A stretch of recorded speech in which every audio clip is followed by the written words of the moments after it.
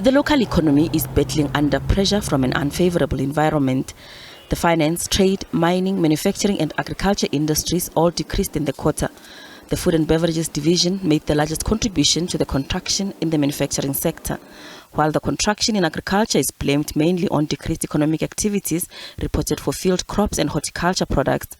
Decreased economic activities were also reported for financial services and insurance. We also look at utilities, as in electricity, gas and water. And in this quarter, fourth quarter of 2022, electricity, gas and water have gone into negative growth, slumping by 1.9% and contributed negatively to the economy in general. Whereas in areas like mining and manufacturing, we can see that they were creeping in of the challenges. The mining industry decreased by 3.2%, contributing negative 0.1 of a percentage point to GDP growth, mainly due to decreased activity reported for diamonds, iron ore and platinum group metals. The sector has been impacted by the rolling blackouts and logistics challenges. It wasn't a surprise, but it is still a great disappointment.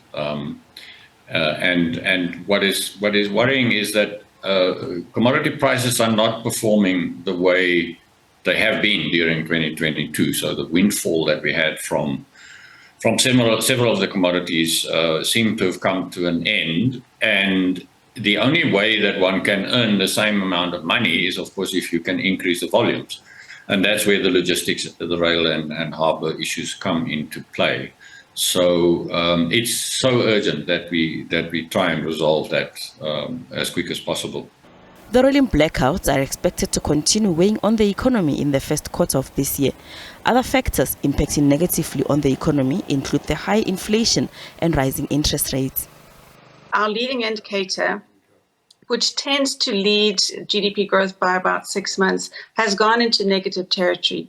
So I think it suggests that we could see GDP growth also falling into negative territory on a year-on-year basis. So you saw that on a quarter-on-quarter basis, we're already in negative territory. But year-on-year, we may, so looking at it from a more cyclical perspective, we may go into a downward phase of the business cycle into 2023. So that's what all of the leading indicators tend to show us.